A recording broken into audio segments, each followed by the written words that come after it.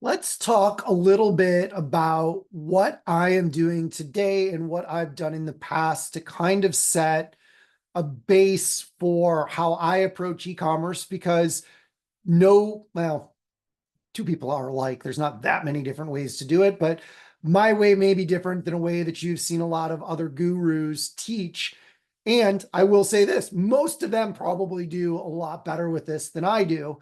I've got my struggles just like they have their struggles. So I want to be very open with you about what my business does, how I do it, what my products are, what my experience is, so that you can see how we might be able to go on this journey together as I continue to try to grow my e-commerce business.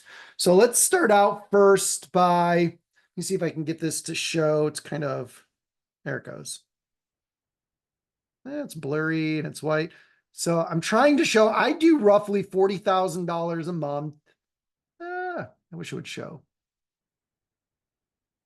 So it says 39.5 thousand in the last 30 days, up 13% from the previous month, up 0% year over year, which is the frustrating part. And I'll talk about how that's come to be. I am primarily an Amazon seller. Now I do sell on eBay. I have sold on Walmart, and I have attempted and made some sales on Shopify. What's the good and bad of all of this? So I would love to be a successful Shopify seller, meaning I would have my own audience. I'd be building a list. I'd be doing email marketing.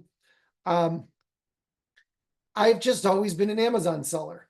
I started my very first e-commerce business was in the early 2000s, and it was actually on eBay when I was doing my undergraduate after getting out of the military. I was ordering cases of 250 or 500 of the Lacoste shirts, the ones with the little alligators. And I was selling them online, and I basically paid for the first year and a half of my college education doing that after the GI Bill ran out. Then my shirts started getting reported as fraudulent. eBay started to crack down on where your suppliers were coming from, and it turns out I was selling fake shirts, not intentionally, but I should have known if I can buy them for $6 and sell them for 35, that there's probably something wrong. But I sold a lot of them.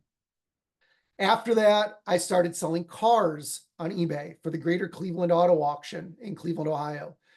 At one point, we were selling about 50 cars a month on eBay, having people come in from all over the country to pick up the cars, dealing with all of the issues with transportation, titles, payments, warranties, you name it.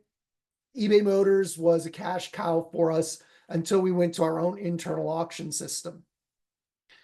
When I started my company, National Charity Services, in 2005, one of the things that we noticed as we were traveling to all of the different Goodwill's headquarters all across the country is we kept seeing all these boxes of books. Finally, one day when we went to a Salvation Army office, we primarily did car donation campaigns, and we were one of the best in the country at it. I finally asked one of the majors, I'm like, what are all these books? Like, these are donated books. We sell them wholesale to book buyers who sell them online. Me and my partner looked at each other like, well, that's interesting. A couple months later, we were at the National Goodwill Conference. We had a booth set up, and next to us was a software company that managed selling donated books online. And all of a sudden it clicked. That was 2007. We became very big booksellers, selling about 3 million books a year by 2009. And we would sell on Books, eBay, Amazon, of course, was our primary. There was a couple other back then that had been bought out, and this is a long time ago. That was my first real experience. Now, that was a real business. We were making millions of dollars a year selling books online. I sold that in 2012 and then kind of stayed out of e-commerce for 5 years. 2018-ish, I started selling septic products online with a new partner who runs a residential and commercial wastewater treatment company. We started selling just septic tank treatments online, and it was kind of slow. That morphed into everything you can imagine for septic tanks. And then that morphed into, well, how let's just sell anything that we can get at a good price. And that business did really well up until COVID. And then I made some mistakes with how I put my money out for inventory, how I planned my business, some investments that I made, buying an expensive domain without having a real online sales presence to support it. And that brings us to where we are today. $40,000 a month is what, $500,000 a year-ish. We are getting on the tail end of our busy season. So running $400,000 to $500,000 a year, decent margin on that. Um, I, I think I can talk about how I could show you how to make an extra $1,000 a month doing this. And we'll go into it. I was thinking through some of the steps that we're going to take in this process. And I'm going to talk about that in the next video. I'm going to talk about a book that I highly recommend that you should read.